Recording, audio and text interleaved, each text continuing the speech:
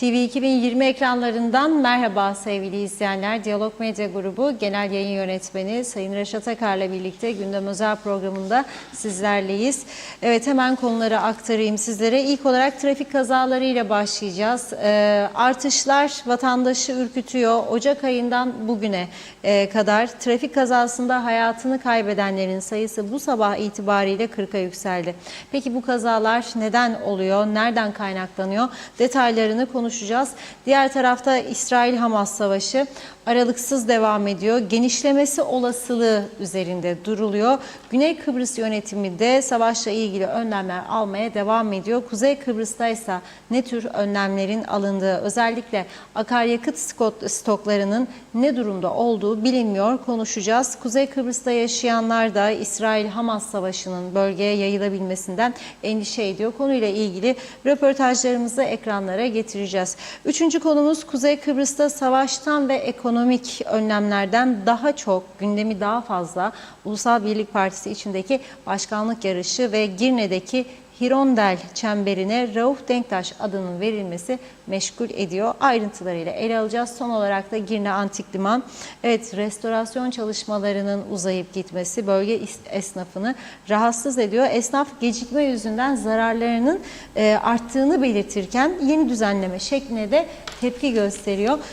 Detaylarıyla bu konuyu da ele alacağız süremiz el verdiğince. Evet, buyurun Reşat Bey. Evet, herkese hayırlı günler, hayırlı haftalar dileyerek başlayalım. Tabii üzüntüyle yeni bir haftaya giriyoruz. Hem bir taraftan savaş devam ediyor. İsrail-Hamas savaşı ve can kayıpları gittikçe artıyor. Çocukların özellikle hayatını kaybetmesi hepimizi üzüyor. Bir taraftan da ölümlü trafik kazaları ülkemizde devam ediyor. Bugün Diyalog Gazetesi'nin manşetinde bu yıl içerisinde 39 ölümlü trafik kazasının meydana geldiğini vurgulayıp ülkemizin acı gerçeği demiştik. Fakat tabii bu manşeti dün akşam saatlerinde biz atmıştık. Bu sabah uyandığımızda artık çok tehlikeli bir yol haline gelen Girne-Alsancak yolunda sabahın erken saatlerinde 07.10'da bir kazanın meydana geldiğini ve 79 yaşındaki Mehmet Gürtunç'un hayatını kaybettiğini öğrendik. Bu durumda ne oldu? Ölümlü trafik kazası sayısı bizim ülkemizde 40'a yükseldi. Bir önceki yıl 24, bu yıl 40. Ve bu kazaların, ölümlü kazaların nedenleri ise polisin raporlarına göre gerçekten bizim uyanmamızı gerektiren bir sonuç ortaya koyuyor. Nedir bu? 24 tanesi aşırı sürat ve alkollü sürücülerden kaynaklanıyor. Yani yarıdan fazlası ölümlü kazaların aşırı sürat ve alkolden kaynaklanıyor. Diğerleri çok mu basit suçlar? Hayır. Mesela 4 tanesi dikkatsiz sürüş. Çünkü o anda büyük bir ihtimalle cep telefonuyla uğraşıyordu. 3 tanesi karşı şeride geçme. O da dikkatsizlik demektir.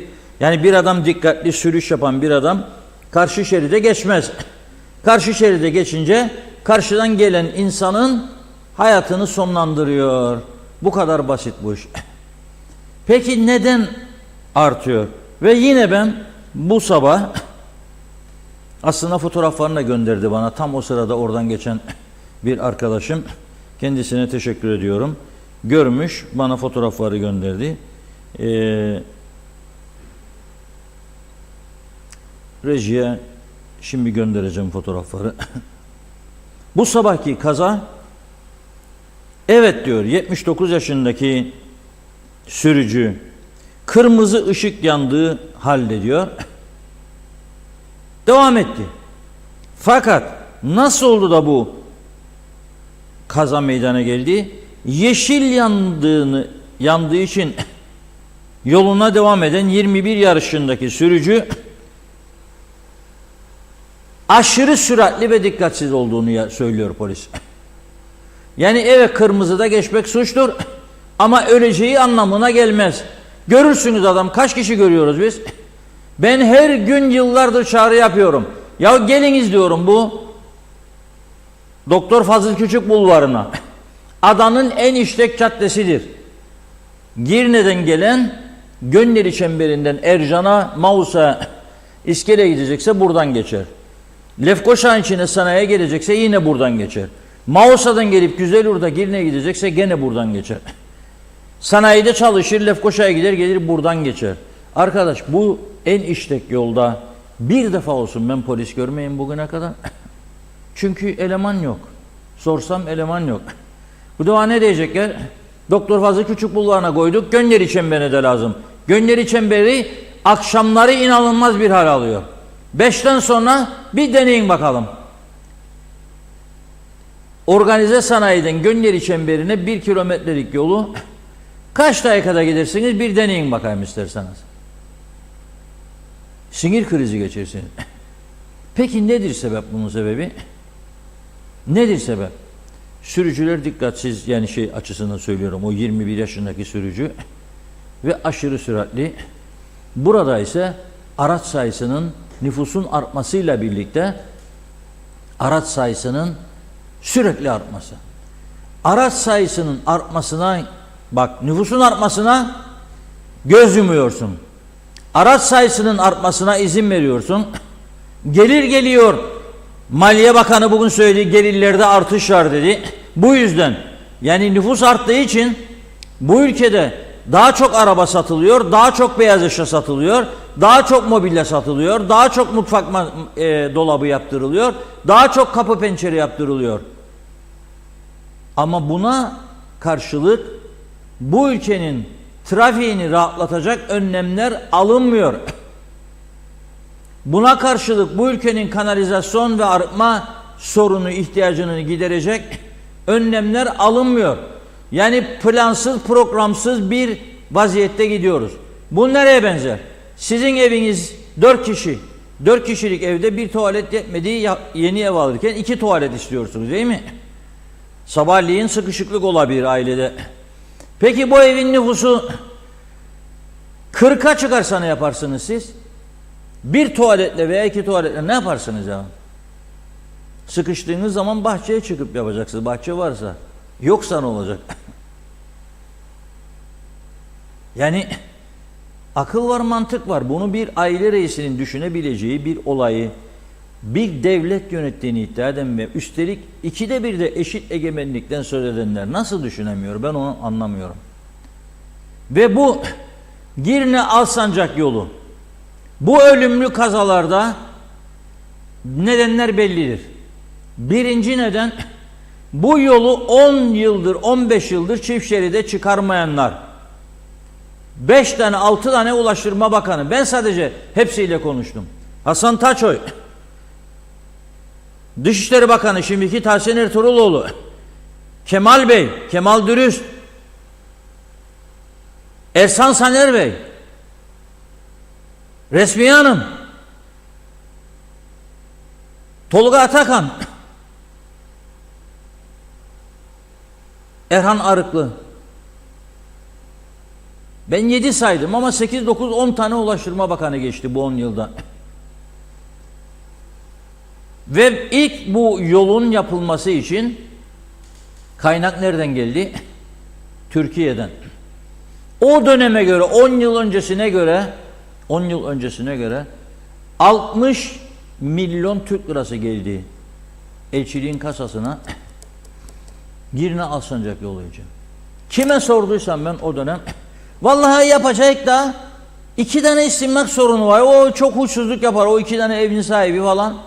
Ya hepiniz de aynı mazarete söylerseniz bana. 2 istimlakı çözemediniz. Ülke yönetmek istersiniz de siz ya. 2 istimlakı bunlar yıllarca çözemediler. Sezar'ın hakkını Sezar'a vereceksin. Kudret Özersay'ın iradesi, Tolga Atakan'ın iradesiyle başladı yol. Sonra onlar gidince yarım kaldı. Sonra Resmiye Hanım geldi. Yeni etap dendi. Devam. Sonra Ünal Üstel geldi. O da devam. Ama her devamdan sonra yarım kaldı işler. Ve şu anda hala da son işler nice yapılıyor. Daha çemberin taşları yeni, orta refüjlerin taşları yeni döşeniyor. Kaç yıl ya? Ya siz Alsancak bölgesinin ekonominin can damarı oldu. Çok sayıda otel var orada. Lokanta sayısı patlamış vaziyette. Ben sayamıyorum her geçen gün. 2 tane market vardı, şimdi 60 tane market vardır orada. Bir hareketlilik var. Bir arkadaşım diyor ki 2 sene evvel diyor satışa çıkardım diyor 4 dönüm tarlayı. 50.000 lira satamadım, şimdi kendiliğinden geldiler 300.000 sterlin verdiler diyor. Yanına gidin, tarladan bahsederim. Musa'nın tarlasından değil ya da Mustafa'nın. Yanına gidin. Bu kadar para akışı dönüyor. Fakat bir yolu yapamıyorlar. Bir yolu yapamıyorlar. Bu adanın birçok bölgesinde böyledir. Veya yol yapılıyor, çemberler yarım bırakılıyor, koruyucu bariyerler ihmal ediliyor, aydınlatma düşünülmüyor. Aynı durum şu anda Alsancak'ta olandır. Ve düşünün 7'de bir kaza, 12 civarında bir başka kaza. Orada. Birinci neden yolun rezalet olmasıdır. İkinci neden o yolda kendini bilmez çok sayıda sürücünün olması. Aşırı sürat. İnanılmaz bir şey. Ya küçücük arabayla bile makas yapar arkadaş. Çok genç sürücü görüyorum. Ne yapacaksın be kardeşim? 1 dakika bile fark etmeyecek gideceğin yere. Bak 1 dakika fark etmeyecek. Nedir? Bunu kim terbiye edecek? Bunu terbiye edecek olan denetimler ve cezalardır. O denetim yok. Ben Girne Alsancak yolunda son 1 senede 2 defa ya gördüm ya görmedim denetim yapıldığını. 2 defa. O geceleri hafta sonu yaptıkları alkol testi hariç ben denk gelmedim. Ama gündüzü de var bu işin. Gündüzü de var. Mesela cumartesi günü bir olay oldu. Ben buradan son zamanlarda patlayan Ferrari Porsche'lardan bahsederim. Bazıları kendine göre yorumlar yapıyor. Adres falan veriyor. Ben adres vermiyorum. Cumartesi günü bir tane beyaz Porsche gördüm. Ansın duruyor diyor. Bir şeritten diğer şeride geçiyor. Güm güm güm güm güm güm güm güm. Egzoz patla diyor. Falan. İnatla yaklaş be dedim kırmızı ışık yanına. Gör kimdir bu arkadaş. Ama camlar siyah, görünmüyor. Ben bu arada kırmızı ışıktan yaralanarak cep telefonumdan birisine plakasını gönderdim. Dedim ki bu araba kime ait bana bildir. Cumartesi günden söz ediyorum. Lefkoşa'ya gazeteye gelinceye kadar saat 13:30 civarı bana bildiriliyor kime ait oldu. Sonra ofisteki tarama moduna giriyorum. 2022 vergi listesi. Allah inandırsın sizi, 1000 Türk lirası vergi vermiş. 1 yıldan bahsediyorum. 1 yıldan. 1 yıldan bahsediyorum. 1000 Türk lirası. 1000 Türk lirası. Ayda 90 TL bile değil. Da sonra Porsche en son model. Makaslama falan bana göstereceksin ya ötekilerine. Varsa eğer bir devlet, sorarım ey devlet neredesin yahu sen de biz göremiyoruz, bunlar göremiyor seni. Hiç seni takmıyor. Ey devlet neredesin sen yahu? Ya bu kadar başıboş oldu bu ülke artık. Bu kaynak nereden geliyor? Bu kaynak nereden geliyor? Nerelerden geliyor? Hiç mi sorma ihtiyacınız yok? Hadi kaynağı getirdi. Yok da bize gözümüzün önüne sokacak. Yok da böyle hareketler yolların içerisinde. Yani ben bunu sürerim, ister yere istediğim gibi sürerim. İstediğim sürat yaparım, istediğim yere vururum, istediğimi deviririm. Ne oldu burası ya? Dağ başı mı burası ya? Araba sürmeye korkar olduk hepimiz. Nüfusu artırıyorsun bunun içerisinde. Emlak satışlarını patlatıyorsun. 100 kişi, 200 kişi bu işten nemalanıyor. Şikayetim yok. Alın teriyle kazanan kazansın. Mobilya siparişi veriyorsa da mobilya satıyor adam kazansın. Çerçeve yapıyorsa kapı, pencere, alüminyum. Bu arada ben de beklerim. Bir yıl oldu bir arkadaştan 3-4 tane kapı çerçevesi siparişi verecekti benim eski ofise. Daha gece çünkü bu taraflarda güzel işleri var. Şimdi adanın parlayan yıldızı oldu iskele. Milyon sterlinge dönüyor bir evler. Şikayetim yok. Otogalericisi satacaksa satsın, şikayetim yok. Ama sattığın arabaya göre, getirdiğin nüfusa göre yol yapacaksın arkadaş. Onun dışkılarını denize vermeyeceksin, arıtma kuracaksın. Kanalizasyon yapacaksın. Bakın bugün Rum basınında kanalizasyon konusu günün konularından biri oldu, biliyor musunuz siz? Sorun neymiş biliyor musunuz? Kıbrıslı Türklerin terk ettiği evlerde oturan 5000 kişi her ay belediyelere kanalizasyon katkısı vermiyormuş. Geçmiş hükümetler bir karar almış, demişler ki bunlar göçmendir oturanlar Kıbrıslı Türklerin evlerinde, onları kanalizasyondan muaf tutalım. Şimdi ne yapıyor biliyor musunuz vergi mükellefleri? Ne münasebet diyorlar. Onlar vermeyince onların ödemesi gereken 1,5 milyon euroyu bir yılda sen bizim faturalara yüklüyorsun. Yani bizi kazıklıyorsun hükümet olarak diyorlar. Aradan 49 yıl geçti. Hala göçmenlik mi var be birader diyor. Adamlar neyi tartışıyor güneyde? Biz burada geçen yıl 200 bin istelim, bu sene 500-600 bin, 1 milyon istelim olan evler, adam bir çırpıda 500-600 bin istelim kazanıyor. Bir evden fazladan kazanıyor. Ödeteceksin abi kardeşim kendisine. Ödeteceksin kanalizasyonu, arıtmayı. Bu ne sessizlik, bu ne tepkisizlik. Bu nasıl bir yönetim anlayışı? Belediyeler ayrı telden, hükümetler ayrı telden.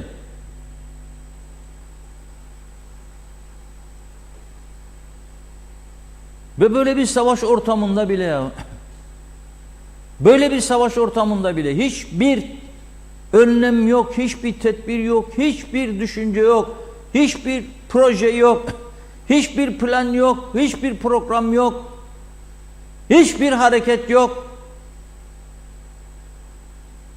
Gene adamlar geçen hafta 190 milyonluk ekonomik paket açıkladı güneyde. Bir taraftan fakire diyor kış geliyor, yakacak parasına katkıda bulunacağım. Doğalgaz tabii, ondan bahsediyorum.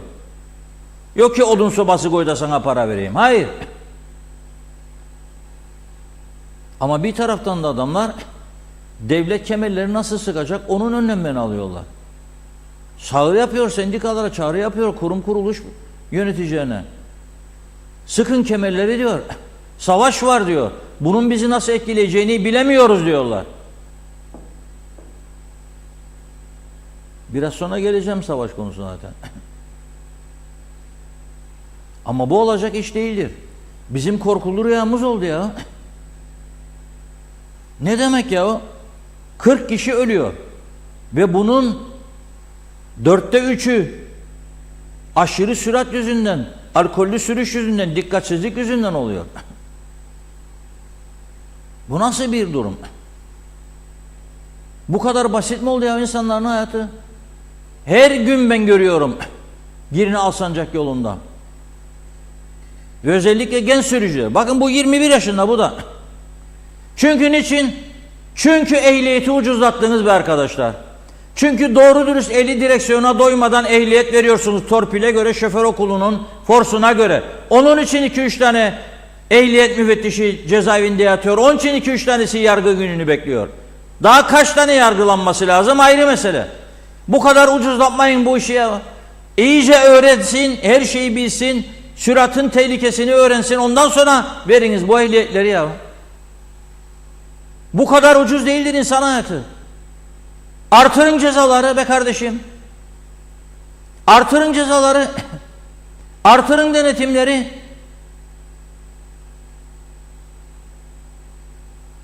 ...45-50 yaşında adamları emekli çıkardınız. Sersem yasalar yüzünden. Rezil yasalar yüzünden mahvettiniz bu ülkeyi.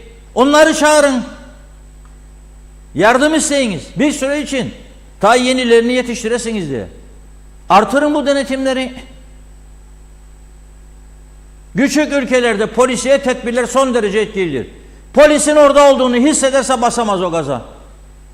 Veya ayıracaksınız paraları, bu yol vergilerinden topladığınız paraları belirli bir gücün üstünde güçlü arabalara, pahalı arabalara bindireceksin 2 kat daha, 3 kat daha ruhsatını ve sigortasını. Oradan elde ettiğin gelir inan her tarafa kamera yerleştireceksin. Hadi sür bakalım göreyim seni sürebilirsen. Kamera kayıtlarından polis görecek, gece gidip alıp götüreceksin. İşte onu kelepçele. Eğer gidip başkalarının canına kastediyorsa onu kelepçele, itirazım yoktur. Ayıp denen bir şey var artık ya. İnsan hayatı bu kadar ucuz mu ya bu ülkede? Bu kadar mı basit alıyorsunuz ya insan hayatını?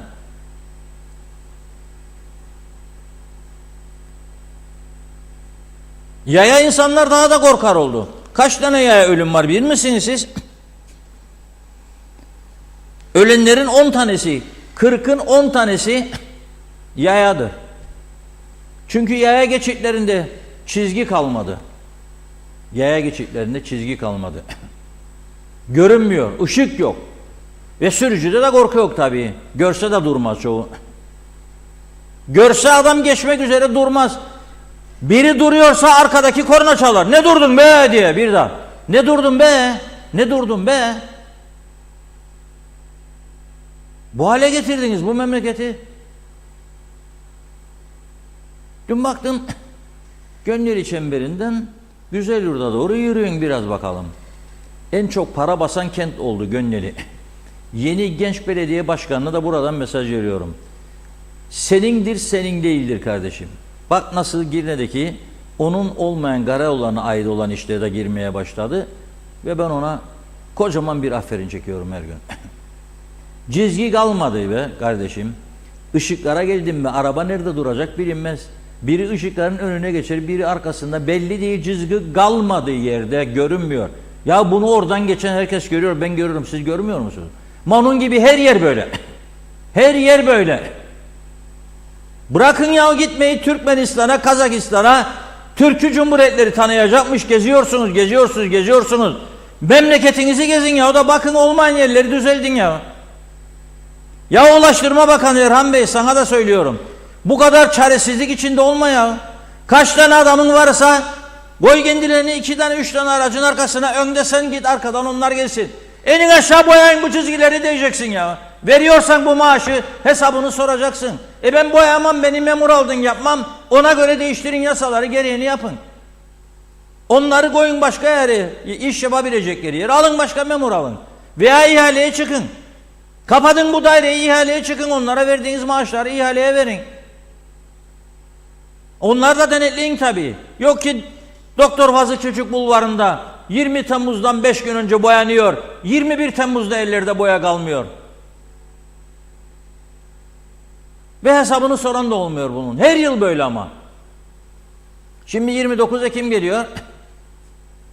22-23 Ekim gene biz APO çekecek oraları, biz yayınlayacağız. Ondan sonra 24-25'inde 26'sında taze boyanacak. Belki 15 Kasım'a kadar gider ha. Belki 15 Kasım'a kadar. O kadar gideceğini sanmam yani 15 gün. 8-9. gün siliniyor. Sulu boya mı döktükleri yere, ayakkabı boyası mı bilmiyorum. Boyuyorlar oynan, 2 damla yağmur yağdı mı siliniyor. Veya o üzerinden bir 300-500 bin araba geçince boyaları da beraber alıp gidiyor. Soran da yok. Helal olsun. Hesap soran da yok. Buyurun Funda Hanım. Çok teşekkür ederek mesajlarımıza başlayalım. Osman Mene ilk gördüğüm mesaj. Herkese iyi haftalar diledi. Mehmet Uluçaylı da sağlıklı günler, kolay gelsin diyor. Ramazan Çapun yolların durumundan bahsedin. Ecem Namık Kemal iyi haftaları yayınlar. Durmuş Yıldız Çoban. Reşat Bey iyi günler. Hükümet ne yapmaya çalışır? Ağustos ayında alınacak olan Harnup Ekim oldu alınmadı. Binboğa söyledi ki hükümet resmi gazetede yayınlamadı. Lütfen demiş bu işe bir el atın. Mehmet Ali Özdemir iyi yayınlar diliyor. Abey Hüseyin her şey çoğalıyor, yaşam kaliteniz yok oluyor.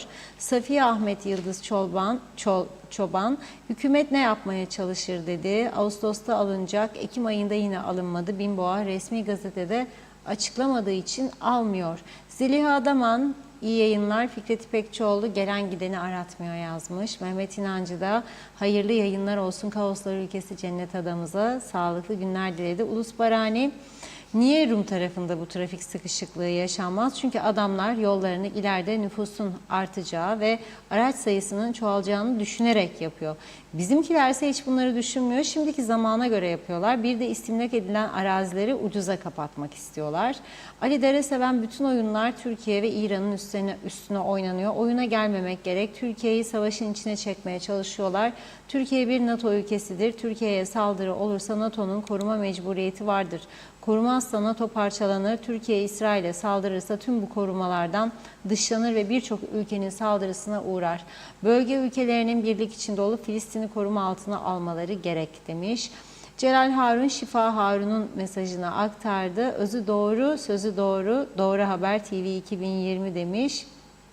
Evet, ayrıca Hursiye Aşık'ın doğum gününü kutluyor. Yeni yaşında bol mutluluk, sevgi, iyi bir yaşam getirsin demiş. İnsanın yaşadığı süre boyunca birçok arkadaşı olabilir. Fakat bir tanesi her zaman farklı ve daha özeldir. Sen de benim için öylesin canım arkadaşım dedi. Sağlıklı mutlu nice yıllar dileyelim biz de.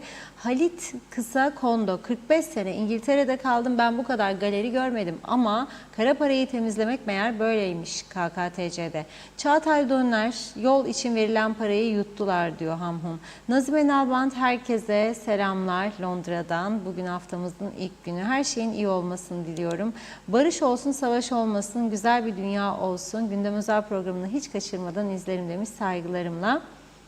Evet, İsmet Esenyel, Reşat abim lütfen bu İngiltere'de Westfield AVM'de yapılan KKTC turizm tanıtım etkinliğini gündeme getirin lütfen diyor. Yeter artık. AVM'de hangi medeni ülke turizm tanıtımı organize eder? Başbakan bugün reformlardan bahseder. Hangi reformlar demiş. Akçay Muhtarlığı, dilinize sağlık Reşat Bey, iyi yayınlar diledi. Kemal Osman Ceyhanlı da ve diyor ki memleket herkes ne yaparsa o doğru modunda. Reçete olayı hala bir çare yok. Doğru bir açıklamada yok. Metin Anibal, geçtiğimiz hafta yapılan 2 tarla satışından tapuya ödenen harç tam 6.400.000 liraydı. Para yoktur diyen yalan söyler demiş. İyi yayınlar. Erdal Yarkın da iyi yayınlar diliyor. Yusuf Tuncer Barkut, güneye geçiyorum. Hata yapan bir sürücü görmedim. Ali Dereseven, etrafımız ateş çemberi içinde. Büyük bir olasılıkla yakında bölgemizde 3. Dünya Savaşı çıkabilir. Böyle bir savaşta nükleer savaşın tam ortasında kalma durumumuz var. Çok merak ediyorum. Yetkililer bu konuda ne gibi tedbirler aldı demiş. Tema Yavaş da Londra'dan selamlarını yolluyor. Yol yok, çok süratli giderler. Serkan Nevel, Rum'la bir miyiz diyor. Adamlar İsrail'e destek verirler. Biz burada Türkiye ile yas tutarız zorunlu. Neye maraz edeceksiniz? Onlar karar verir. Mehmet İnancı, adil vergi vermeyenlerin vicdanları nasıl sızlamaz? Sayın Akar, adanın her yerinde bir kaos. Hasan Nihat Erduran, Denizli bir projelerde kanalizasyon yoksa belediyeler neden su sayacı bağlar? Bu suç değil mi? Bu inşaatları mühürlemeleri gerekmez mi demiş. Aytaç Bey iyi yayınlar diledi. Bakıyorum. Behçet Usta, Allah atana rahmet yazmış. Mehmet Uluçaylı, her yerde aynı sorun. Gençler son model, üstelik araçlarını modifiye ederek gücünü 4 kata çıkarıp yollarda yarış yapıyorlar. Bir de gece vakti tüfek gibi egzoz patlaması yapıyorlar. Polis bunlara ceza yazmalı. Yusuf Tuncer Barkut, Avustralya'da aşırı sürat yapan aracı markasına ve değerine bakmadan polis hemen prese gönderiyor demiş. Abi Hüseyin, bu aşağıdaki yazıyı kazanın olduğu yerde yaşayan bir İngiliz vatandaşı yazdı. Diyor ki o kadar insan hız yaparak kırmızı ışıktan geçiyor ki çok daha fazla kaza olmaması bir sürprizdir demiş. Birkaç mesaj daha okuyup ara verelim. Yeni de mesajlar geldi. Evet. Arif Mustafa Cüce, ülkemizi sanki el birliğiyle yok etmeye çalışıyorlar. Verdiğiniz her tepki yerli yerindedir. Mehmet İnancı, örtülüler kaldırılsın, gelen parayı kasaya koysunlar, belki işler düzelir dedi. Yanal Öztürk sadece sulu boya yazmış. Celal Harun, ülkemizde ölümle neticelenen trafik kazaları durmak bilmiyor. Uyuşturucu, kadın ticareti, yolsuzluk, sahtekarlık, adi suçlar, dolandırıcı, voyvodalık inanılmaz boyutta. Bir yandan trafik kurallarına uymayanların sayısı da artıyor, vakalar da yükseliyor. Halk vurdum duymaz olamaz. İllaki cezalar, tutuklamalar, baskı lazım dedi. Yine çok uzun mesaj, özet geçmek zorundayım, kusuruma bakmayın. Evet, demiş ki ey yöneticiler, kendinize geliniz, koltuk kavgası ve güç yarışına harcadığınız vakitleri halk yararına icraatlarda harcamaya bakın diyor. Uçuruma doğru iniş aşağı süratle yuvarlanmaya yönelik çok ciddi, etkili önlemlere başvurunuz dedi. Hasan Nihat Erduran ne kadar gelir vergisi o kadar yol. Aydınlatma, çizgi, otokorkuluk, yenileme diyor. Çok basit. Listecikler konuşur. Gelin gelir vergilerinde demiş. Bayram Özel, duygularınıza, yüreğinize, ifadelerinize sağlık Reşat Bey kardeş. Hüsniye Taş, istisnalar kaideyi bozmaz bu arada diyor. Bakıyorum, Yanal Öztürk, trafik cezaları sigorta şirketleriyle beraber işlemeli, daha yüksek sigorta primi ödemesi gerek dedi. Ali Cevat'ı da okuyalım. Bu ülkede göz boyamak için örneğin 10 Kasım geliyor. Yollar boyanacak, bir hafta sonra beyaz kaybolur gider. Güneyde neden boyanan yollar bozulmaz? KKTC'deki hamhumcu çok boğazlarında kalsın demiş. Devam edeceğiz yine mesajlara. Çok teşekkür ediyoruz. Buyurun Reşat. Evet, teşekkür ederim. Şimdi bir izleyicimiz diyor ki tam diyor gri Porsche'mi diyor garajdan çıkarıyordum. Aynı anda da sizi dinliyorum diyor. Sizin ve ekibinizin işini kolaylaştırmak için diyor söylüyorum. 2022 vergi listesinde 160. sırada, ancak ailemin toplam üzerinden ise 40. sıradayız diyor. Kayıt dışı ekonomi ve düşük vergi beni de çok rahatsız ediyor. Ancak dürüst vergi ödeyenleri de lütfen haberlerinizde konu ediniz. Ben bunu her zaman söylüyorum. Dürüst vergi ödeyenleri söylüyorum. Birçok kişi ve firmayı da ilk gün açıklamada yayınlamıştım. Ama inceliyorum yani ben listeyi. Daha önce söyledim, banka sahibi var ya. Benim altımda. Yani ben neyim? Onun yanında neyim o banka sahibi? Bankalar sahibi. Daha bunun yanında bir yığın zengin işletme sahibi. Ayıptır ya artık. Yani bunu görmezseler ayıptır.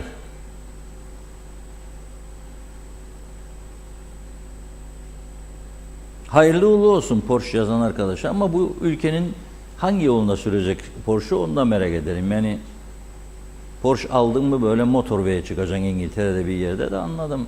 Burada nerede? Güle güle kullansın. Ama bu böyle. Bakın. Şimdi dün önceki gün akşam Lefkoşa'da bir kaza meydana geldi. Kazayı yapan Nijeryalı.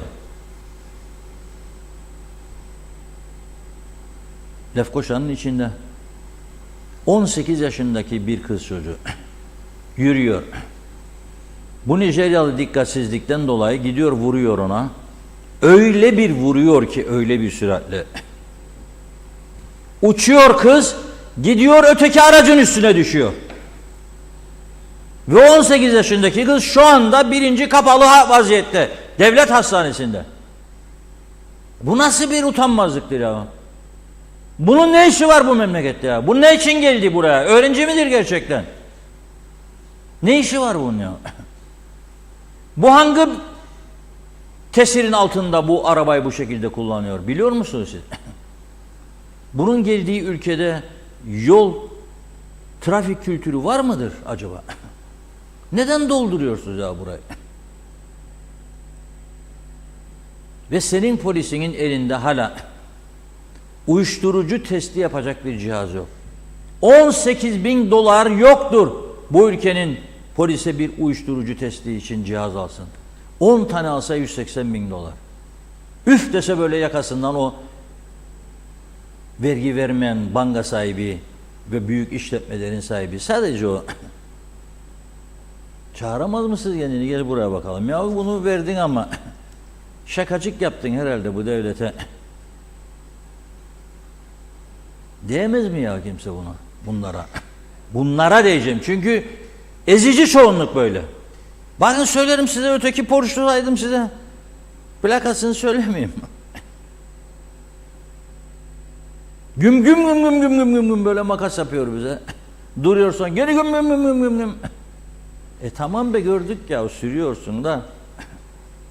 Yok da bir senede 1000 Türk lirası vergi be kardeşim ama.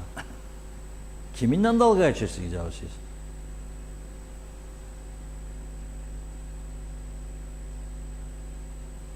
Bu ülkenin çok ciddi, çok sert kararlara ihtiyacı vardır. Çok ciddi, çok sert kararlara ihtiyacı var. Gariban, suçsuz insanlarla uğraşmaktan esas büyük meselelerle uğraşmaya vakit kalmıyor. Yahut da niyet yok. Ben öyle anlıyorum. Şimdi Ömer Kadiroğlu eve giderken Gönyeli çemberindeki durumu gönderdi bize. Şu anki durum bakın diyor. Bu. Bu tabii milli servete de zarar veriyor. Çünkü siz 5 dakikada alacağınız mesafeyi 45 dakikada alıyorsunuz. Ve bak ambulansla nasıl geçiyoruz? Zor geçiyor ambulans. Ha bir de buna baktım. O kültürde yok ha. Şimdiki sürücülerde ambulans geçiyor, kenara geçeyim yolunda, yol açayım kendine. Şimdi eskiden herkes bunun ne olduğunu bilir, çekilirdi. Şimdi öyle değil. 5'i çekilir, 1'i çekilmez. Bana ne beklesin der. Ölürse ölsün yani içindeki. Ben zaten kendim giderim ya, şimdi bir şeycik olmadı bana kültürü. O kültürcük da eşit egemen olacakmış. O kültürcük öteki kültüründen ki yarımızdadır kaza sayısı, nüfusu 4 kat fazla, 3 kat fazla bizden. Ağırladığı turist sayısı 3,5 kat fazla bizden. Ve benim yarımın altına. Neden? Bir, uyuşturucu testine başladıktan sonra çok düştü kazalar güneyde. 2, radar sayısını arttırdılar, kamera sayısını. Her yere yerleştirdiler. Hadi bakayım seni. Geç. Geç. Öde 800 euro cezayı bakayım birincide. İkincide de gir bakayım KODES'e. Kolay mı değil mi bu iş? Ama yapmıyorlar. Yüce Meclis toplandı bugün. Sürpriz oldu benim için. Yarın beklerdim de. Bir arkadaş dedi ki ya lütfen dedi bir bak dedi. Yüce Meclis bugün dedi galiba söylediklerini de dinleyerek salonun dedi iyi bir doluluk vardı salonda. Ben de dedim sen de gözcüğünü iyi aç da bak bakayım kaç dakika sürdü o meclis bugün. 1 saat, 1,5 saat ya sürdü ya sürmedi. Sonra herkes işçiğinde, doktor olan klinikte, avukat olan yazıhanede, tüccar olan alışverişte tamamdır. Lüks hayat diyor, yan gel keyfine bak. Savaşmış, mavaşmış. Hiç umurunda değil bizim arkadaşların. Hiç ama. Biri dedi ki 10 yıllık kalkınma planı yapacakmış. Şalan depo hazırlamış. İktidar, başbakan. Ana muhalefet dedi. 10 yıl kim iktidar olacak belli değil. Neyi yapacaksınız? Hangi verilere göre? Nüfusunuzu bilmezsiniz dedi. Bu arada Cumhurbaşkanı yapma getirdiniz ya. Bu eski görüntüdür. Ben bugünkünü söyledim. Sonra desinler ki sahte video kullanarak. Cumhurbaşkanı bugün Konya Akhisar'da mı? Nerede bir yerde galiba konferans vermeye gitmiş, anlatacak Kıbrıs davasını ki Türklük gelişsin bütün dünyada, Akhisar'da veya bilmem nerede, Bahçeşehir'de mi? Bir yer, 3-4 yer galiba geziyor. Halbuki ben ulusal konsey yok Kuzey Kıbrıs'ta ama başından beri oluşturulmasından yanayım. Tek görüş sahibi insanların değil, tüm görüş sahibi insanların, en azından meclisteki tüm partilerin yer alacağı bir ulusal konseyden yanayım güneydekine paralel olarak. Çünkü tartışılması lazım konularım.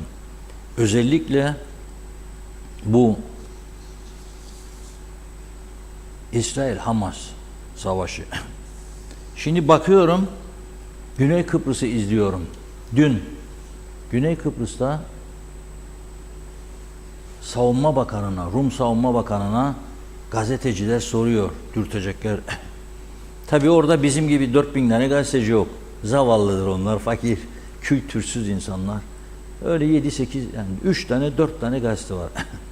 Günlük, Filelefteros, Bolidis, Haravgi, Alitya, 4 tane. Bizde internetlerle beraber 800 galiba ya da 8000.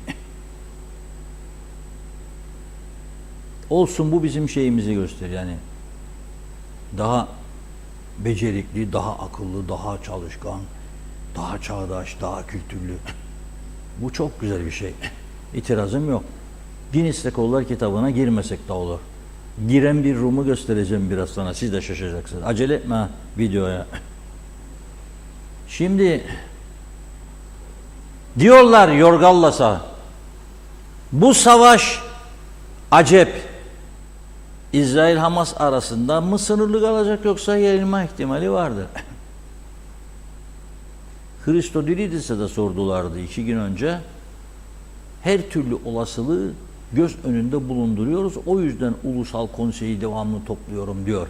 Bir de milli konsey kurdu. Ayrıca yetinmedi onunla. Savunma Bakanı da diyor ki Rum Milli Muhafız Ordusu diyor artık eski bildiğiniz gibi içine kapanmış, sığınağa girmiş bir ordu değildir diyor.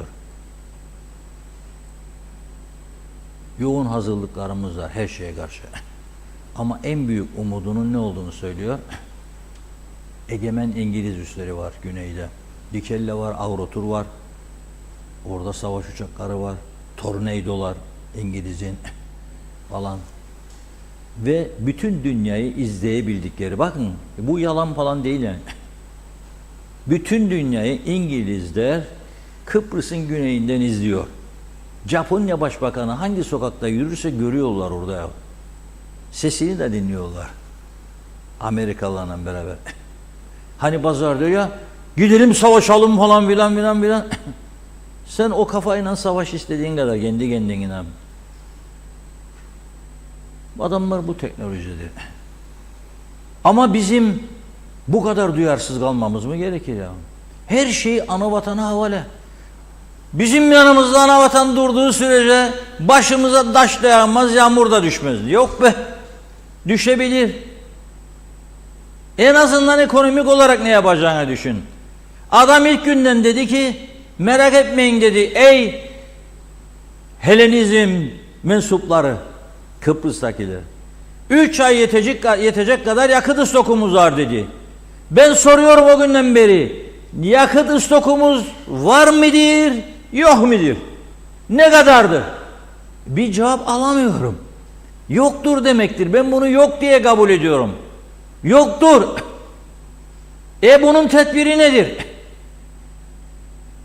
Olmasın bir şey olursa deviririk daha kolay. Şimdiki başkanla falan filan mıdır meseleler? Nasıl ülke yönetilir ya böyle? Nedir mesele? Var mıdır yok mudur? Bu ülkenin toprak ürünleri kurum var. 100 milyonlarca lira borçtadır. Kimse bunu sormaz. Bir bankadan paralarıdır orada yenen biten. Var mı tahıl stoku? Sorarım kaç günlük ekmeğe yetecek kadar unumuz var. Ne kadardır? Olmaz demeyin. Bakın bugün Amerika Birleşik Devletleri'nin Dışişleri Bakanı ne dedi bilir misiniz? Bu savaşın nerede duracağı belli değil.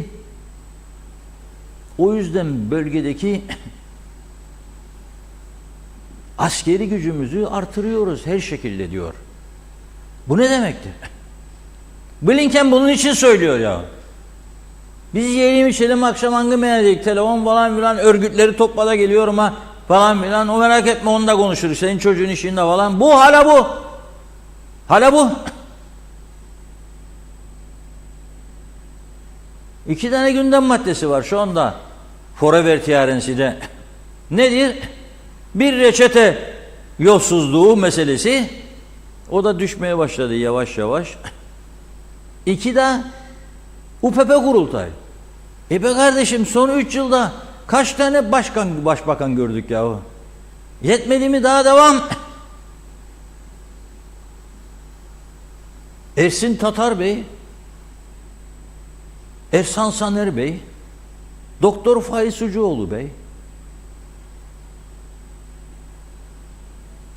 Ünal Üstel Bey, şimdi kim diyorlar. Herkes kılıçları çekmiş vaziyette köy köy geziliyor. Kurultay hesaplaşmaları. Ne olacak? Ben derim hepsi başbakan olsun. UBP'nin kaç milletvekili varsa başbakan mesela birine desinler ki maliyeden sorumlu başbakan, birine desinler ki karayollarından sorumlu başbakan, birine desinler ki ne bileyim işte kültürden, turizmden sorumlu başbakan, birine desinler ki işte ticaretten sorumlu başbakan, tarımdan sorumlu başbakan, beden eğitiminden sorumlu başbakan, meyhanelerden sorumlu başbakan. Dağıtın gitsin. Buysa mesele. Yok ülkemizin geleceği falan filan. Gördük kaç senedir, ne geleceği? Hani gelecek? Hangi gelecek? Geleceğin çalındığını görmekteyim ben bir vatandaş olarak devamlı. İşte yetiştirdiğimiz gençlik 21-23 yaşına bastı mı gaza gider mi gider. Öldürür mü öldürür, ölür mü ölür. Başka ne başarı vardır? Söyleyin bana bakın. Ne başarı var? Patladı mantar gibi evler.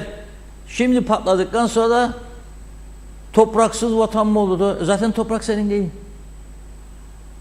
Günü gelecek ödeyecek bu toprakların parasını. Ödeyemezsek de eksobocidir Rumlar dışarı yani. Olmayacak ya. Vururum, neyi vurun be? Neyi vurun? Neyi vurun? Ben mi yarattım bu düzeni? Bu düzeni yaradanlara destek olduk. Biz de uyduk bu düzene hepimiz. Uyduk. Mücahit puanı dediler. Arsa aldık. Sonra sattık. Kimisi 5.000'e, kimisi 50.000'e, kimisi tuttuysa 150.000, 200.000 şimdi. Şehit çocuğu falan dediler. Onları da aldık sattık.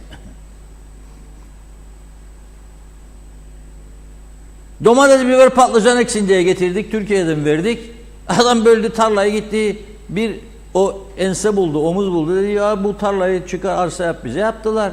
Böl 100'e dediler. Yaptı, böldüler. Al 2 tanesi senin olsun dedi arsayı. Bölene helal olsun dedi.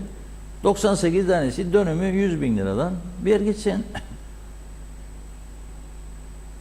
Bu tarafta çalışan da alın terinden kazananlar da azınlıktaki enayi sınıfı konumuna geldi.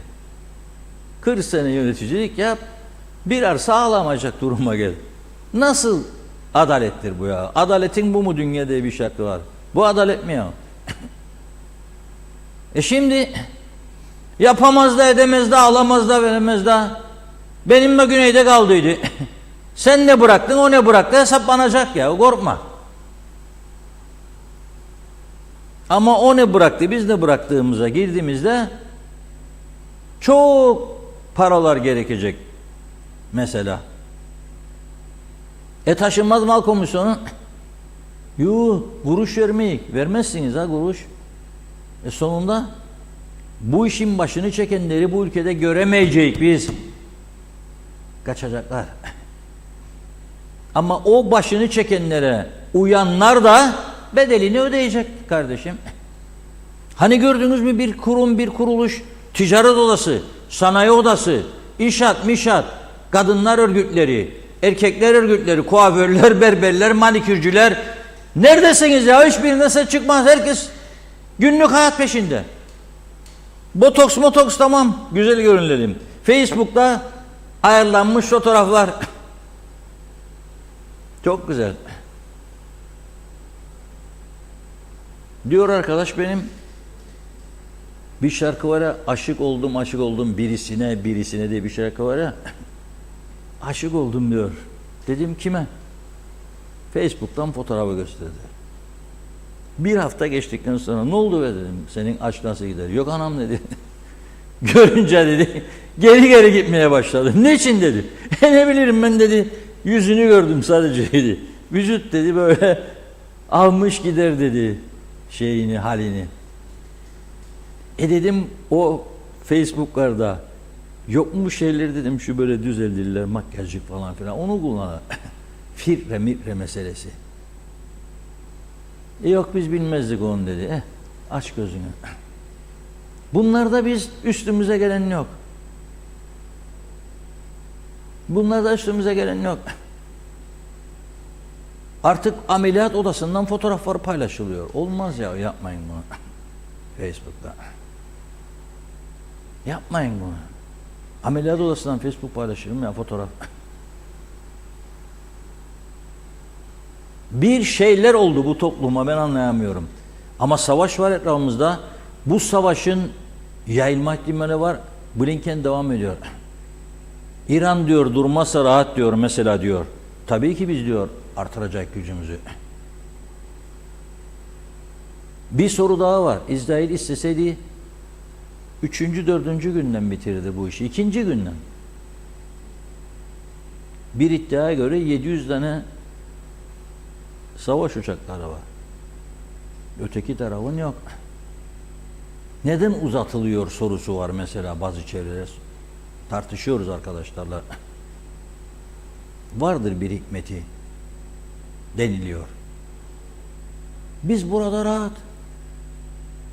Barajlarımızda su var mı? Ne kadar var? Elektrik kurumunun ne kadar yakıtı var? Ya bir şey olursa da gemi çıkamazsa ne olacak halimiz be kardeşim? Ha? Tabii yakıt vardır yoktur ayrı mesele. Da çok mu elektriğimiz var mesela?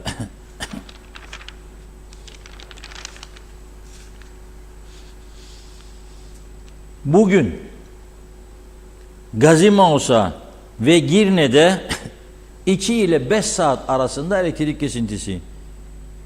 100 tane isim var burada. Yarım sayfa sığmadı gazetenin. 100 tane bölge. Bu savaş olmadığı durumda böyleyik zaten. Yani ne içinmiş bu? Bakım onarım ya. Sizin geleceğiniz için, çocuklarınızın geleceği için bakım onarım yapıyoruz. Trafo merkezlerine, trafolara da onun için kesiyoruz. Bakın Gazze'de elektrik mi var? Yok. Burada 5 saat dayanacaksınız buna değil mi? O bir taraf elektriği ucuz ödesin diye fakir fukara 150 bin kişiye gıda yardımı, ısınma yardımı, yakacak yardımı yapma kararı alıyor. Bizim de bu tarafta elektrikler kesiliyor. Ya bugün daha enteresan bir haber daha gördüm. Dedim bunu bizim izleyicilerimiz ve dinleyicilerimizle paylaşmazsak doğru olmaz. Adamlar yeni bir proje ilan etmişler. Adı bu projenin herkes için güneş enerjisi. Ha bir taraftan da Euroasya devam ediyor ha. O da bugünün taze haberi. Herkes için güneş enerjisi 2024 yılının ilk aylarında hayata geçecekmiş. 30 milyon euroya mal olacak diyorlar. Ama 6.000 konutu ilk etapta güneş enerjisine bağlayacaklar. Evlerin üzerine güneş panellerini yerleştirecekler veya bir kenarına ve onlar bedava elektrik kullanacak. Ama 30 milyon euroyu ayırmış adamlar bunun için. Euroasya olur da olmazdı da bilmem ne falan filan hikayelerini geçeyim. Onun için de ihaleyi alan şirket 236 milyon euro sermaye açıklamasına bulunmuş bu iş için. 236 milyon euro. 660'da gelecek Avrupa Birliği'nden işte milyar euroyu neredeyse buldular. İsrail'den elektrik gelecek Güney Kıbrıs'a, bir kısmını onlar kullanacak, bir kısmı da gidecek nereye? Girit'e, Yunanistan'a. Deniz altından. Biz 15 sene, 20 senedir tartışırız. Gelir miydi, gelmez miydi? Milliyetçi kanat der ki ana vatanına bağlanacak. Bu olacak. Öteki taraf diyor ki öteki taraf diyor ki olamaz, biz bağımsızlığımız, özgürlüğümüz karşı. Kendi elektriğimizi kendimiz üreteceğiz. Sonsuza dek Kıp'taki yaşatacak. Ne oldu? Bir senede ikinci başkan değişiyor. Sendikasında Kıp'tekin elektrik kurumu. Neden birisi çıkıp bugüne kadar bu elektrik kurumunun yapısını doğru dürüst mecliste oy kaybını düşünmeden tartışmadı? Neden bu elektrik kurumu çalışanlarına bir aralar bu kadar da ekstra menfaat, bu kadar ekstra maaş, bu kadar bedava elektrik dendiğinde sesini çıkarmadı. Bu para, bunu böyle harcayacağınıza, burayı ayrıcalıklı bir yer haline getireceğinize, bu paraları güneş enerjisi için yatıralım da başlayalım yavaş yavaş güzel ülkemizi zehirlemeyelim. Kavga Türkiye'den gelir mi gelmez mi? Gelirse bilmem ne olur, gitmezse bilmem ne olur. Hala bir taraf diyor ana vatan bilmem ne başlayacak. Ne zaman? 2024 inşallah veya 25. Savaş var şimdi. Başlayabilecek mi? Geçen yıllara yazık. Aynen nasıl bilir misiniz? Bugün bizim de bir çalışanımız, genç bir arkadaş. Bir rahatsızlığı var. Sürekli ilaç alması lazım. Finimot veyahut da adında bir ilaç yazdı da bana adını. Ben diyor her gün diyor bu haptan bir adet almak zorundayım. Genç bir arkadaş ama böyle bir rahatsızlık. 15 gündür diyor ya da bir hafta bu ilacımı alamıyorum diyor. Gidiyorum diyor hastane, devlet eczanesi veriyor bana diyor. Yoktur ilaç, bu ilaç diyor. Ve ben şimdi bir şey olursam ne olacak diyor. İşine gelemeyecek, sağlığını kaybedecek, psikolojisi bozulacak. Kimin umurunda ya? Kimin umurunda? Akşama hangi meyhanedeyik? Çalsın sazlar, oynasın kızlar. Bu bizim ülkemizin maalesef en kötü tarafıdır diye düşünüyorum. Bunu bu ülke insanı hak etmiyor ya. Ama bir taraftan da şunu düşünüyorum. Niye bizim insanlarımız bu kadar sessiz, tepkisiz yani? Neden? Çünkü ezici bir kısmını devlete bağlamışlar. Bütçenin %85'i nereye gidiyor? Maaşlara. Emekli maaşlarına, çalışanların maaşlarına. Bitti mi bu iş? Bitti işte. Yani sen nüfusun yarıdan fazlasını bir maaşa bağlamışsın. Ve bir de öyle bir ortam yaratmışsın ki iktidardakinin yanında durursam benim çocuğum için iş bulacağım. Tamam da senin çocuğun iş bulmadığı zaman bağıracaksın. Senin çocuğun iş bulunca o gün mutlu olacaksın. Ama o çocuk kaç sene daha bu maaşı alabilecek? Bunu hiç düşünmeyeceksin. Onun ardından onun çocukları dünyaya geldiğinde ne yapacak? Onunla düşünmeyeceksin. Nasıl olacak bu? Söyleyin bakalım. Yani bu film tamam değil ya. Biz bunu inatla bu bozuk düzeni sürdürmeye çalışıyoruz. Neyse çok uzaklara gitmeyelim. Bu heyecanlanıyorum hanım, ben hissediyorum. Elini kolunu böyle yaptığında anlıyorum ben ama biraz daha bekleyecek. Ne yapacağız? Çünkü vatandaşların savaşla ilgili düşüncelerini izleyeceğiz birlikte. Ömer Kadiroğlu havada, karada, denizde diyorum ya. Bugün görev başındaydı. Onun röportajlarını izleyelim. İsrail-Hamas savaşını takip ediyor musunuz? Evet. Bunun bölgemizi de etkisi altına almasından herhangi bir endişe yaşıyor musunuz? Yani bölgemizi etkisi almasından çok yani insanlık yönüyle daha ilgileniyoruz aslında. Yani birçok masum insanın ölmesi hepimizi derinden yaralıyor. Tabii ki tüm dünyayı etkilediği gibi bizleri de etkileyecektir. Etkiliyor da zaten. Tabii ki mutlaka. Mutlaka duyuyoruz yani. Evet. Olabilir diye. Endişeli. Tabii ki mutlaka. İkisi de haksız. İkisi de Hamas gitti eşek arısının yuvasına soktu değneği. Ondan sonra o da havladı üstüne her tarafından sokar kendini. Evet. Ya Peki, günah o çoluk çocuğa. evet. Peki bu savaşın bölgemizi de etkisi altına almasından bir endişe duyuyor musunuz? Duyarım tabii. Duyarım. Yani yarın diğer Arap ülkeleri de zannetmem ama belki İran devreye girerse ateş topu olacak burası da. Görürüz her gece, her saat yer görürüz, evet. İzliyorsunuz. Evet, çünkü yakındır her yere. Ateş yaktığında vura her yere gider o zaman. Bence yani orada başladığında demek yavaş yavaş her yere yayılabilir. Yani bir endişeniz Evet. var ülkemizde de. Amerika'dan da oraya gelmesi yanlıştır. Oradan başlayabilir yani bir ateş başlayabilir. İnşallah olmayacak. Muhakkak yani dünya şimdi globalleşti biliyorsun ya bir yerde olan diğer tarafı etkiliyor. Yani bugün Rusya-Ukrayna savaşı da etkilemedi desek yalan olur. O da etkiledi. Bu daha da yakın. Bu da çok etkiliyor. Etkileyecekler. Herhangi normal insan bu dünyada istemem savaş olsun. Sivil insanlar zarar görsün istemiyorum tabii ki. Evet, peki İsrail-Hamas savaşını izliyor musunuz? İşte haberde ne söylenirse odur işte. Tabii ki. Peki Kuzey Kıbrıs Türk Cumhuriyeti'ne de bu savaş etki eder diye bir endişe yaşıyor musunuz? Etkilenecek herhalde. İstemem böyle bir şey olsun. İsterim barış da yaşayalım. Yani ediyorum. İlk önce çok ediyordum ama bayağı bir sinirlerimi bozdu bıraktım. Yani oluruna bıraktım artık işi. Kötü bir durum. Yani savaşın olması hiç iyi bir şey değil. Barıştan yanayız. Her zaman konuşarak bir şeyler çözülebilir ama bu 70 yıldır gelen bir sorun. Ama yani dinler savaşı gibi geliyor bana. Peki Orta Doğu'da yaşananlara bakınca güvenlik sizce ne kadar önemli? Bu konuda düşünceleriniz nelerdir? Şu anda Orta Doğu'yu pek güvenli görmüyorum. Yani her an her şey olabilir.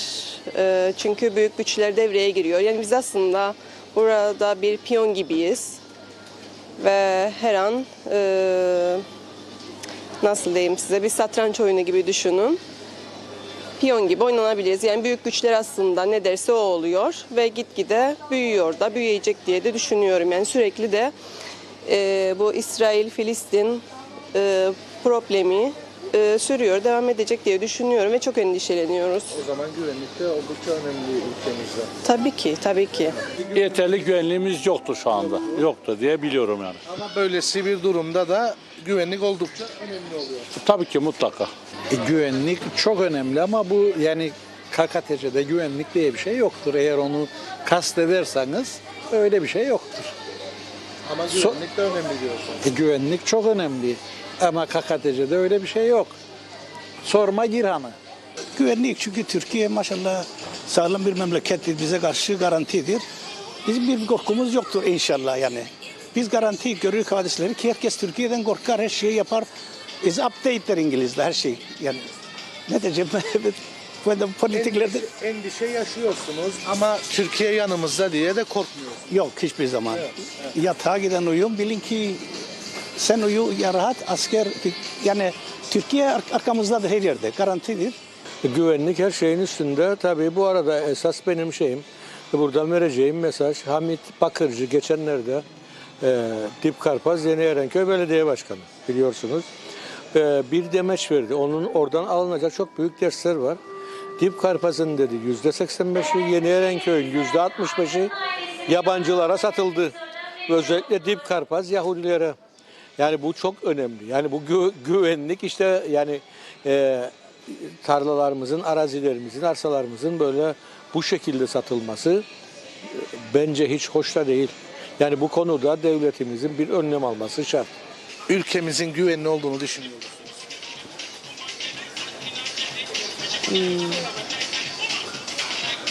İnanmak istiyorum güvende olduğunu. Ben öyle sanıyorum ki bütün halk zaten kendini böyle bu konuda zaten tedirgin. Herkes tedirgindir. Bölgemiz hiç iyi bir yerde değil. Ama herkes her şeyi artık umursamaz ve rahat bir şeye getirdi. Kafasında çok düşünmüyor böyle bir şeyi. Hani olmaz, biter gibi geliyor. Umarım biter.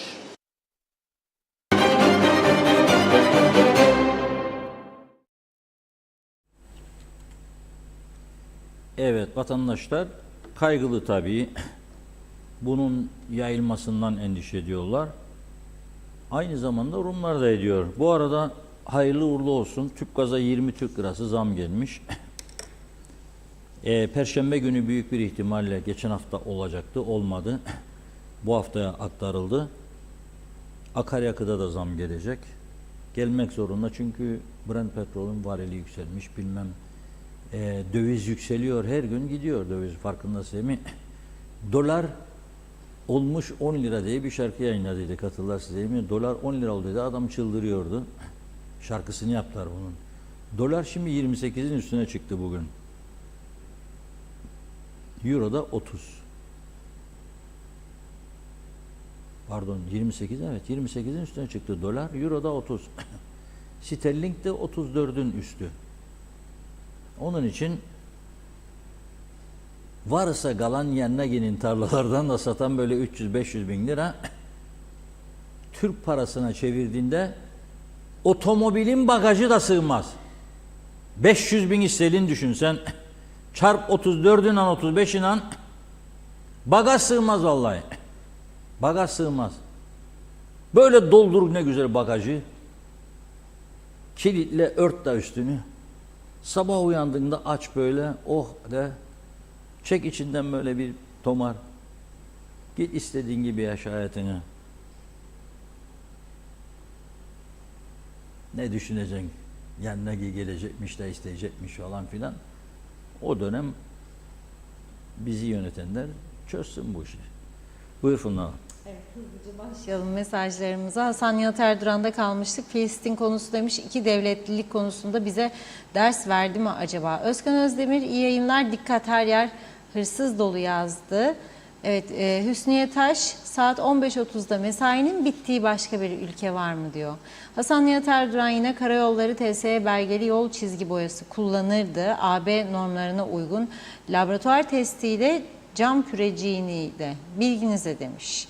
Evet, Aysel Ersin Karakaya iyi yayınlar diliyor. Lord Manav bereketli de hayırlı akşamlar, evlere serviste başlamış. Durmuş Yıldız Çoban, hükümet ne yapıyor ki harnuf fiyatlarını daha açıklamadı. Ne yapmaya çalışır değerli hükümetimiz? Mehmet İnancı asma yaprağını yaktı, içte herkesi tehdit altına aldı. Bu türler ülkeyi mahvetti. Zarif Ülmen, devlet bu ülkede her ev devrinde vergi aldığı gibi lüks araba devirlerinde de vergi alsın. Lord Manav, benim Renault 9 Broadway var, korkarım süreyim diyor bu yollarda. Tekerlek kalmadı diyor, çıktı çıkacak. Yollar çukur çukur. Ali Cevat, yolda gördüğünüz havalı arkadaş ter dökerek mi aldı o arabayı demiş. Merak ediyorum Reşat abi, sana her makam yakışır. Seni kıskananlar çatlasın, ben farkındayım diyor. Bir tabak yemek verecekse onu da vermesin demiş. Tamer Mehmet, AVM'de panayıra gittiler diyor. Domuzun kuyruğu düzelir mi? Sen söyle demiş, bu gemi battı. Fevzi Mehmet Çağoğlu, kolay gelsin, iyi yayınlar diledi o da. Mebrure Tahir Altuğ, çok acele Yakın Doğu'nun çıkış yerine bir çember yapılmalı. Girne istikametine gitmek isteyen Gönyeli çemberine kadar gitmek zorunda kalmasın. Çok zor değil, oraya çember yapmak 2 günlük iştir. İstimlak davası sonuçlanıncaya kadar bu bir çözüm olabilir. Celal Harun, gözümüz aydın dedi. Tüpgaz'a okkalı zam geldi. 17 Eylül'de 20 lira zam gelmişti. Buna göre 355 liradan satılıyordu. Şimdi yeni yapılan 20 liralık zamla 375 lira oldu tüpgaz. Ali Dereseven, hükümeti anladık, görev yapmıyor fakat bu olaylara dur diyecek olan muhalefet partileri ve tüm büyük kurumlar nerede? İnsanlar bu kadar çok acı çekerken niye görevlerini yapmıyorlar? Niçin vekil oldular? Başkanlar parti ve kurumların başında niçin duruyor? Nedir amaçları? Görev yapmak için demiş. Kimden niçin korkuyorlar? Bu konularda halkımızı aydınlatacak tek bir yetkili yer yok mu? Oytun Andaş, iyi yayınlar dilemiş. Hasan Nihat Erduran, dünyanın baş belası Amerikan yazdır. Her yerde terör devleti kurdular. Amerika örnek demiş. Texas, Tom Mix'le yutturdular bize. Keşmir, İsrail, Kıbrıs birer örnek ve derstir bize. Buradaki üsler Kıbrıs'ı hedef yapar. Hala uykuda mıyız? Ali Dereseven, Amerika Dışişleri Bakanı bölgede askerlerimizi arttırıyoruz diyor. Kime karşı, hangi hakla? Niçin bunu yapıyor? Amerikan toprakları Orta Doğu'da mı? Herkes İsrail'e saldırıyor. Esas suçluya tek kelime yok demiş. Celal Harun, ülkemizde bir insanın mevkisinde makamı da yaptıklarında görünür. Ben buyum demesine gerek yok. Zahmet etmesinde gerek yok, yaptıklarını anlatır diyor. Hem kendini hem makamını. Hakan Üçok, Cumhurbaşkanlığı, Başbakanlığı kaldıracaklar. Anavatan bir tane vali olacak, tamamdır. Konuyu nasıl değerlendiriyorsunuz demiş. Hasan Nihat Erduran, toprak devletindir, tapu verdi, ticari hayatı başlattı, yoksa atar da ekonomi. Global takasta alacaklıyız. Taşınmaz mal komisyonunu kakaladılar bize demiş.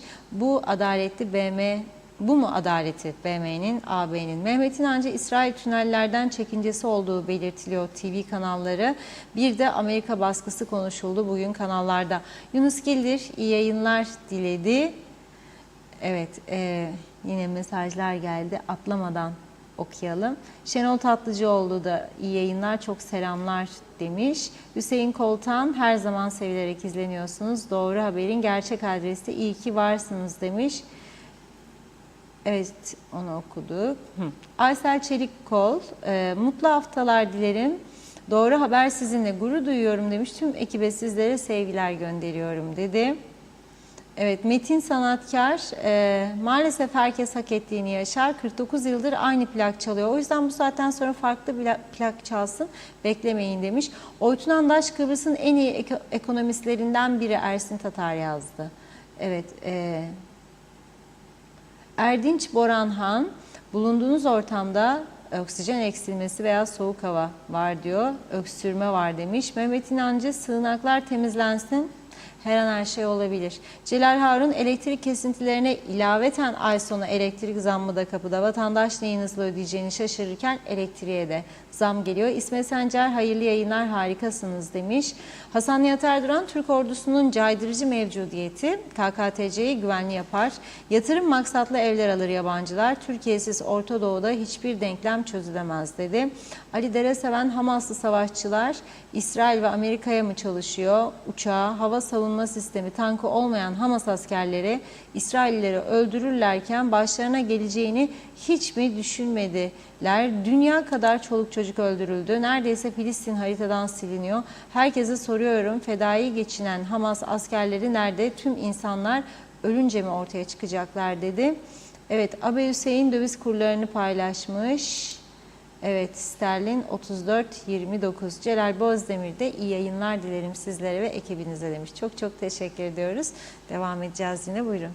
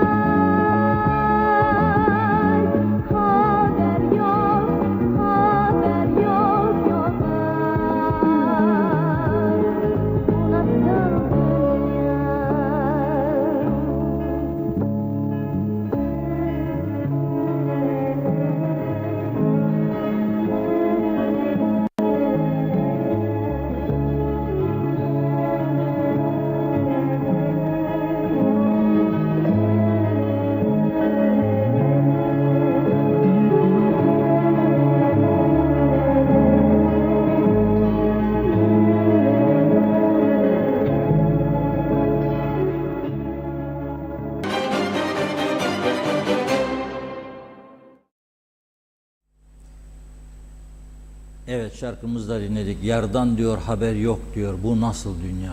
Gerçekten bu dünya işte bu dünya. İnsanlar çatır çatır öldürülüyor, ölüyor. Halen insanlık bu durumda. Şimdi İsmet Esenyel sağ olsun çok canı sıkılıyor. AVM'ye gidiyorlar, turizm festivali diye diyor, ya da turizm etkinliği diye diyor. Paralar boşa gidiyor diyor. Şimdi benim de önümde Antik Girne Limanı Esnaf ve Mal Sahipleri adına bir açıklama var. Bu insanlar da diyor ki bu antik liman diyorlar 24 Eylül 2022 tarihinde ihaleye çıkıldı diyor. Tamir edilsin diye. Restore edilsin. 20 milyon 82 bin Türk lirasını. Şimdi diyor iddia var 50 milyonu geçmiş. Kimin haberi var? Kim bilir? Neçun geçmiş. Şimdi ciddi taktikalar oluyor. Her ihalede demem. Ama birçok ihalede olurmuş. Bir proje hazırlarlar. O projeye göre bir bedel saptanır. Çok yüksek görünmesin diye önce. Sonra bir yerde durur işler. Vatandaş başlar tekrar soruyor. Ne oldu ya o yarım kala? Orası yoktu derler işin içinde. Orası yoktu. Niçin yoktu ya? Görmediniz mi verirken, niye alırken? Yoktu. Bu ayrı bir proje, devam etsin aynı müteahhit falan. Ekran 20'ye çıktılar, 50'yi geçmiş. Ama bilen yok. Sır gibi saklanıyor. Ve cumartesi günü arkadaşlar gitti. Baktım geldi video görüntüleri, fotoğraflar. 2-3 tane Afrikalı, hani biz diyoruz ya gayet dışılık varmış, Çalışma Bakanı alacak falan. Senin bakanlığının çalıştırdığı Afrikalılara git bakayım Girne Limanı'nda. Hangisi çalışma izinlidir? Önce oradan başla. İyi de sana iyi geldik. Organizeyi beraber gezelim. Yürüyelim buradan. Öyle laf cambazlığı değildir kardeş. İşrahat, işrahat, işrahat. Cesaret, cesaret, cesaret. Var mıdır, yok mudur? Ben göremiyorum. 2-3 tane Afrikalı bir şeyler çakarlar orada. Biri bakar, biri çakar, başka çalışan yok.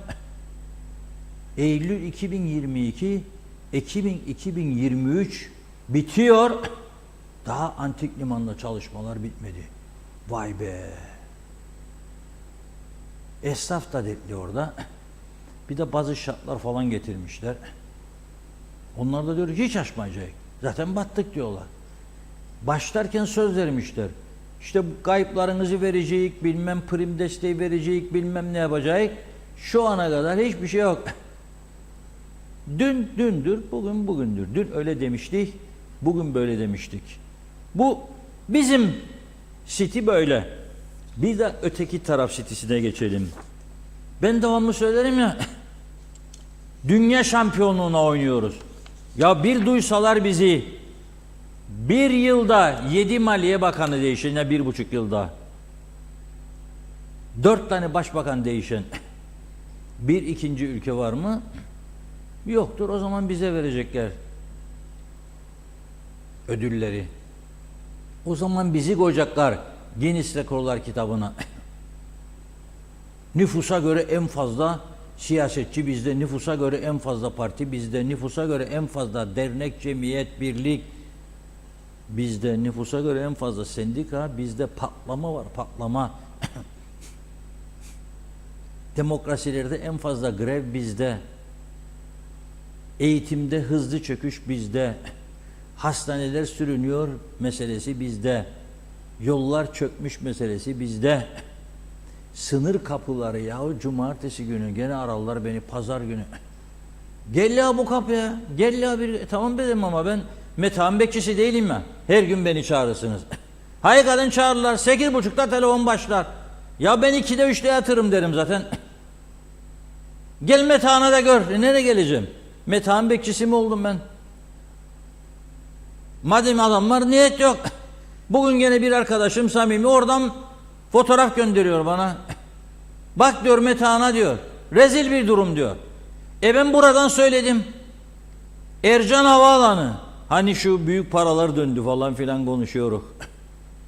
Gazi Mausa Limanı. Hani şu cumartesi günü 40 yılda bir baktılar da gördüler bir yerin kaçak mal görmüşler. 40 yıldır geçer oradan kaçak mallar. Yasalıya silah gitti Gazi Mausa'dan bizim üstümüzden. Da görmediler miş.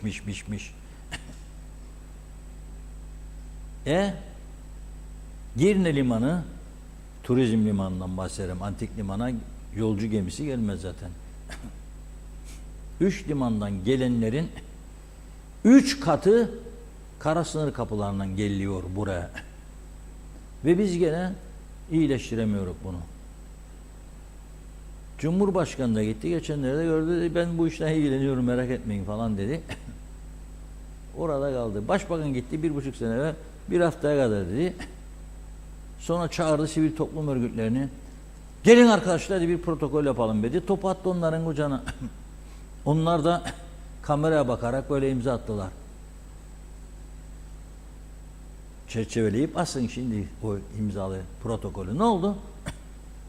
Ne oldu ya? 1 yılı geçti, çerçeveleyin asın duvara. İş yaptık bak falan filan. Faaliyet raporuna da koyarsınız genel kurulda. İşrahat nedir? Vallahi bak dedik de işte komisyon kurduk da proje çıkacaktı da oradan geçerse bilmem ne engeli var, buradan giderse bilmem ne engeli var. Ya verin bize derim. Alın bir bakanlar kurulu kararı cesaretiniz varsa verin bize diyalog metni olarak. 2 hafta içerisinde metal da bir geçiş noktası daha açayım size. 9 tane daha deli bulacağım benim gibi, masrafını biz ödeyecek. Ne olacak? Size inat yani yapılabileceğini görmeniz için söylüyorum bunu. Yok. Ne oldu? Bu örgütler, ticaret odası, sanayi odası, otelciler, seyahatçiler, rehberler, mehberler, bir yığın örgüt. Gösterişte bir numarayı, protokol imzalamada, efendim mazaret yaratmada, grup dernek falan cemiyet kurmada, bakan değişmedi. Bir numara ama işte yok. Onun için biz Guinness Rekorlar kitabına giremeyiz. Yani bir tane normal yönden övünülecek hiçbir şeyimiz yok. Ama Kıbrıs Rum Valoradis, helal olsun bu Valoradis'e. Telis Valoradis. Guinness Rekorlar kitabına girmeyi başarmış. Nasıl? İzleyelim birlikte.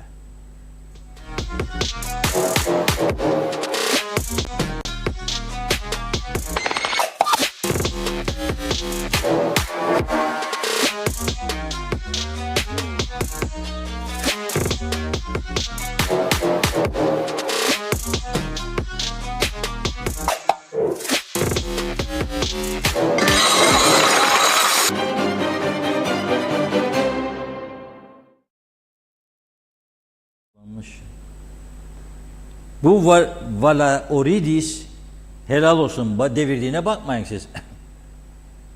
Ama 319 tane bardakla dans etti mi adam etti. Sonunda gitti yaklaştı alsınlar başından diye. O saat devrildi. 319 bardak Guinness Rekorlar kitabına da girdi. Yalanım yok. Google taraması yapın. Bulursunuz. Telis Valaoridis. Bu adam Baf'ın tanınmış dansçılarındanmış. Gayet güzel dans ediyor. Rekoru kırmış. Bu bardakların toplam ağırlığı 319 bardağın 30 kiloymuş. 10 saniyeden fazla bir süre bardakları düşürmeden dans ettiği için kriterleri yerine getirmiş sayılmış. Geri döndüğünde teslim etsin diye düştü bardaklar. Bak üzerine devrildi şeyin adamın. Hadi bakalım. Ben bizim tarafta inanıyorum ki 419 bardak taşıyacak olanlar da var. Yapsınlar. Bütün gücümüzden çalışalım. Guinness Rekorlar kitabına girsin. Bunda şey olmaz. Siyaset olmaz. Bunda eğer bu ödülü verenler adil davranmak zorundadırlar. Yani Türk olduğumuz için bize ceza uygulayamazlar. Hadi bakalım bir başarı gösterelim inşallah. Bu Vali Uradis'i sınıfta bırakalım. Evet, bugünlük bu kadar. Devam edelim isterseniz. Bugün keyfi yerindedir Funda Hanım'ın. İnşallah ya. Devam etmemizi istiyor ama bugün ben de bu kadarla noktalayalım diyorum. Yarına da konu kalsın. Yarın inşallah maşallah yeniden birlikteyiz. Gözlerimiz kimin üstünde olacak? Yüce Meşis. Hadi bir deklarasyoncu yahu. Cuk cuk. Pastırmacık, sucukcuk, hellimcik, peynircik, çakızdezcik, zeytincik, gollandrocuk, marılcık, cacıkcık, tahıncık. Bunları güzel beceriyoruz da. Getir be usta birazcık ekmecik değilim derler. Hadi bir deklarasyoncu bekliyoruz. Aradan kaç gün geçti ya? 2 haftaya geçti savaş. Savaşlar olmasın, barış olsun. Yüce Kuzey Kıbrıs Türk Cumhuriyeti Meclisi'nden size gelsin. Ortak bir deklarasyon. Hadi bak. Bunu becerirsek gayet güzel. Yarın buradan alkışlarla başlarım programa. Evet, çok çok teşekkür ediyoruz ve tamamlıyoruz sevgili izleyenler. Yeniden görüşünceye dek hoşça kalın.